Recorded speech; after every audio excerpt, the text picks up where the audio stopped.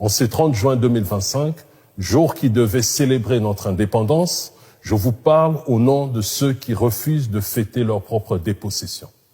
Je ne m'adresse pas à vous comme un opposant, mais comme un fils revenu défendre la maison de ses pères. Car pendant que vous dormiez, le pouvoir a signé notre reddition. À Washington, ils ont livré notre souveraineté aux mains de ceux qui versent notre sang depuis 30 ans. Ils appellent cela un accord de paix, mais c'est un acte de capitulation. Et face à la trahison, il ne reste plus qu'un seul choix, se lever ou disparaître. Je me tiens devant vous non comme un candidat, mais comme un soldat qui a combattu dans le silence et que la providence au croisement du destin et de l'urgence nationale pousse aujourd'hui à élever la voix. À vous, Monsieur Tshisekedi, président de la République. L'histoire vous regarde et elle ne vous pardonnera pas, car ce n'est plus seulement l'espoir d'un peuple que vous avez trahi, mais la souveraineté même de la République. Le 27 juin 2025, à Washington, vous avez scellé l'abandon du Congo. Vous avez offert nos terres, blanchi notre agresseur et sacrifié la mémoire de nos morts sur l'autel de vos intérêts. Vous avez pactisé avec ceux qui ont détruit nos villages, violé nos femmes, déplacé nos populations, pillé nos minerais. Et vous appelez ça la paix? Non, Monsieur Tshisekedi, ce n'est pas la paix, c'est la capitulation. Puisque vous avez fait le choix de la servitude volontaire, alors je vous le dis sans haine, mais avec la gravité d'un homme qui a juré fidélité à la patrie. Il ne vous reste qu'une seule sortie honorable, celle de la dignité. Et cette sortie se résume en un seul mot, quittez, quittez, quittez avant qu'il ne soit trop tard. Car si vous vous entêtez, le peuple se lèvera, avec ou sans moi, poussé par la force des événements. Et cette fois, il ne sera pas seul, il sera accompagné. Vos services le savent, vos gardes le sentent et l'histoire l'écrira. Vous ne pourrez plus arrêter la tempête. En cas d'effondrement total de l'État, dont vous porterez seul la responsabilité, vous n'échapperez ni à la colère du peuple, ni à la mémoire collective qui inscrira votre nom là où se rangent les traîtres à la nation. Et vos partisans, particulièrement les vôtres, porteront le poids de votre entêtement.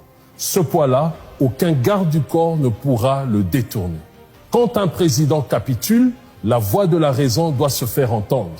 Non pour prendre sa place, mais pour relever le drapeau. Car lorsque l'État baisse la tête, quand les élites se taisent, quand la justice se vend, quand les frontières se négocient à huis clos, alors il faut un homme qui dise non. Je n'ai ni signé à Sun City, ni trahi à Addis Abeba, ni pactisé à Washington.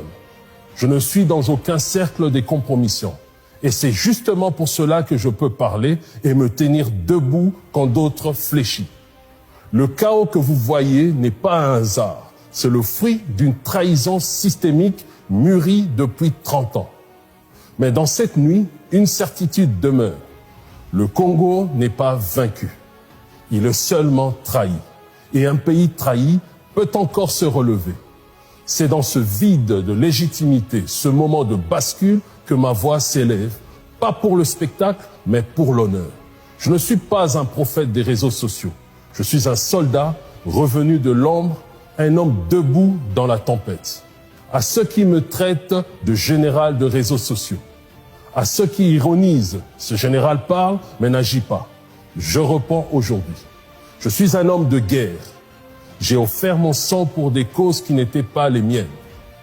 Officier en rang, mercenaire sans drapeau, j'ai combattu sur la foi de simples engagements verbaux dans des contrées étrangères, au nom de l'honneur. J'ai connu le froid des terrains hostiles et l'effroi des nuits sans nom. Plus d'une fois, j'ai marché dans la vallée de l'ombre de la mort. J'ai enduré en silence, car fils de militaire, j'ai embrassé la même voie, celle des armes.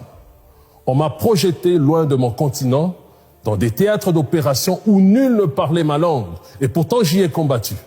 Non par contrainte, mais par loyauté envers la nation qui m'avait tendu la main et formé. J'ai marché aux côtés des frères africains, j'ai épousé leur combat, là où le monde détourne le regard, là où la poussière recouvre les morts sans sépulture. J'ai versé mon sang avec eux, convaincu que seule l'unité africaine libérera nos peuples. Aujourd'hui, c'est avec respect et considération qu'à leur tour, ils ont décidé de marcher avec moi. J'ai connu la prison, les privations, les tortures, le silence glacial des nuits d'exil, les menaces de mort. J'ai enduré en silence, j'ai patienté dans la solitude, car je connaissais la promesse qui pesait sur ma vie. J'ai persévéré malgré la souffrance extrême, loin de tous mes repères, sans jamais trahir ni mes compagnons, ni ma mission. Et maintenant, pourquoi fuirais-je le défi du Congo? Ce Congo que je porte dans ma chair et dans mon sang, pourquoi me soustraire à l'enjeu de cette terre qui a vu naître mes ancêtres? Le Congo, cette terre qui porte nos morts et attend ses vivants. De quoi aurais-je peur, alors que l'histoire elle-même réclame à pleine voix le retour des fils dispersés pour faire renaître notre patrie trahie par son élite actuelle? Entre mourir jeune pour une cause et vivre vieux sans raison, mon choix est déjà fait. J'étais prêt à agir et je le suis toujours. Mais les anciens sont venus. Des hommes de sagesse m'ont dit « N'ouvre pas un front militaire qui fera souffrir les innocents. » J'ai écouté, mais je ne me suis pas retiré. J'ai attendu, j'ai observé, j'ai analysé et maintenant j'ai décidé car l'heure d'agir est venue. Non à l'ère des excités de réseaux sociaux, mais à celle que dicte l'histoire. Peuple congolais, aujourd'hui la trahison a un visage. Pendant que vous portiez vos douleurs en silence, ils ont organisé la capitulation de notre armée. Ils l'ont paraphé non dans une salle de guerre, mais dans les salons dorés de Washington. Puis est venue la soumission de notre peuple. Pendant qu'on vous distrait avec des pourparlers, ils signent des pactes de trahison. Pendant que nos soldats tombent à l'Est, pendant que nos terres sont violées, ils pactisent avec ceux-là même qui ont financé notre chaos depuis 30 ans. L'accord avec le Rwanda, il est signé, mais ce n'est pas un accord de paix, c'est une reddition diplomatique. Le Congo a été troqué contre les garanties de pouvoir, des immunités futures et des postes bien gardés pour les familles politiques. Le camp de Fayulu, celui de Tshisekedi, même celui de Kabila, les rôles sont distribués. Mais le peuple n'a jamais voté ce théâtre. Ils ne s'aiment pas, mais ils s'entendent quand il s'agit de préserver leurs intérêts personnels. Et je parle ici de cette classe politique à qui l'histoire avait confié une mission sacrée. Servir au rayonnement de notre nation, préserver l'unité nationale, prolonger l'œuvre de père de l'indépendance. Mais cette œuvre est aujourd'hui piétinée, notre nation est bridée, notre État bafoué, notre armée humiliée, le prestige du citoyen zaïrois d'autrefois a disparu aux yeux du monde. Notre territoire est amputé par l'incompétence de celui-là même dont le devoir, la raison d'être était de veiller à son intégrité. Notre place au concert des nations abaissée et notre dignité nationale livrée en pâture à l'étranger, sacrifiée sur l'autel des petits calculs politiques. Ils ne sont pas simplement des adversaires, ils sont le rouage d'un même système qui ne reconnaît ni justice, ni nation, mais seulement l'intérêt. Qu'ils en soient conscients ou non, cela ne change rien, car c'est ce système dans son entièreté qui doit être balayé avec tous ceux qui le servent, le couvrent ou en profitent. Ils ne sont pas les héritiers de l'indépendance, ils sont les notaires d'un effondrement. Alors moi je dis, l'heure de la renaissance a sonné. Très bientôt, vous devrez choisir entre la peur ou le courage, entre la résignation ou la renaissance. Je ne viens pas vous faire rêver, je viens vous réveiller. Je vous tends la main, non pas pour être adoré, mais pour marcher avec vous. J'ai longuement réfléchi, puis j'ai travaillé à un plan de redressement pour notre pays. Et au-delà, pour toute l'Afrique. Ce plan, je l'ai rassemblé dans un livre. Il s'appelle « Congo, la gâchette de l'Afrique, le master plan ». Ce plan ne promet pas des discours plaintifs, mais la souveraineté. Il ne vous vend pas des slogans, mais une réforme de la sécurité, le retour de notre dignité et un avenir pour nos enfants. Ce que nous avons perdu par l'aveuglement politique, nous devons le reconquérir par la lucidité stratégique. Désormais, l'armée congolaise ne sera plus l'instrument d'un pouvoir qui divise, manipule et trahit. Elle deviendra la force de la nation, celle qui protège chaque citoyen, chaque frontière, chaque article de notre loi fondamentale. Cette vision est dans le master plan. Lisez-le, comprenez-le, transmettez-le. Et quand viendra le moment, marchez avec moi. Non derrière un homme, mais aux côtés d'un peuple debout. Le Congo ne tombera pas. Le Congo se lèvera. Et moi, je ne serai ni derrière ni au-dessus. Je serai avec vous au milieu. Et s'il le faut, en premier. Je ne viens pas jouer une partition, je viens ouvrir un nouveau chapitre, un chapitre que nos enfants liront demain et que l'histoire retiendra. L'histoire ne jugera pas nos intentions, mais nos actes. À vous qui hésitez encore, et tout particulièrement à vous, frères d'armes de la garde républicaine. Il ne reste qu'un seul choix. Ne vous bercez pas d'illusions, la fin de ce régime est inéluctable. Le pouvoir pour lequel vous vous battez a déjà cédé. À Washington, à Kigali, et demain, il vous trahira. Vous avez prêté serment de mourir pour la nation. Tokowapo na Ekolo avez-vous déclaré. Pas pour un régime, pas pour un homme, pas pour une famille politique. Et surtout, pas pour un pouvoir sans honneur. Les régimes passent, les hommes tombent, mais l'honneur militaire, lui, ne tombe jamais.